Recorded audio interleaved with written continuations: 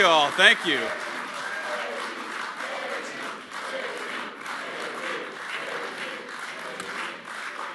Thank you all. Thank you all. Please take a seat, and we've got some time to spend with one another. So I want to first thank a few of the great people who are here who make this possible and are leading, I think, helping us lead America's and North Carolina's comeback. So first of all, to our great Senate candidate here in the state of North Carolina, Michael Whatley. Thank you, Michael, for everything that you're doing.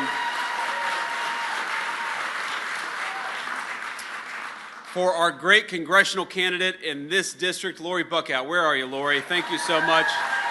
It's good to see you. An officer in our military and now a person who wants to serve this great district and actually do something good for the people of this district instead of just voting with Nancy Pelosi, which is exactly what Don Davis does every single day. He's in Washington, D.C. So, Lori, thank you. We're going to talk a little bit more about your race here in a second, but a lot of you know that this state has a very special place in my heart because I grew up in a poor family. I was raised by my grandmother, and then when I graduated from high school back in 2003, I enlisted in the United States Marine Corps, and I really spent the first 4 years of my adulthood not too far from here in the eastern part of our state, becoming a young Marine and frankly becoming a young man. And I'll never forget one of the first major purchases I ever made in my entire life was when I wanted to buy, for the first time, I wanted to buy my own car as a young Marine. I was probably 19 years old. And I go to one of these off-base used car dealerships, and I find a Honda Civic. It's practical, it's cheap, it does everything I need it to do, and I'm gonna get the dealer's low interest rate financing of 21%.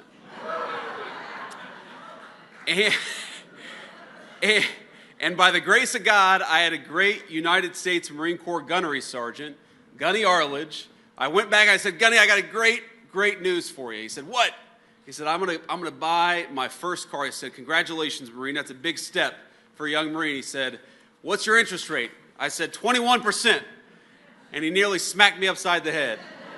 And he said, stop being an idiot. And he didn't say that, he used more colorful language, but I said, we have a couple of young people out there. He said, go to Navy Federal Credit Union, and I got an 8% interest rate and bought my car without breaking the bank. So that was one of many lessons the state of North Carolina taught me.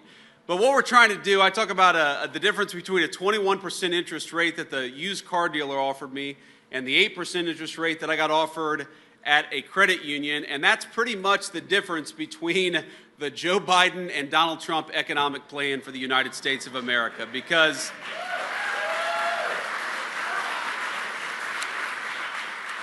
in just a very brief time, we've seen new home purchases rise to their highest level in 5 years since the last time Donald Trump was president. We've seen the cost of rents drop for 6 months in a row. We've seen the average tax refund that's going to come to the people of North Carolina about $3,700 per family, and we see interest rates that are the lowest they've been since the last time that Donald J. Trump was president. My friends, the president is impatient. He's the most impatient person I have ever met, in fact.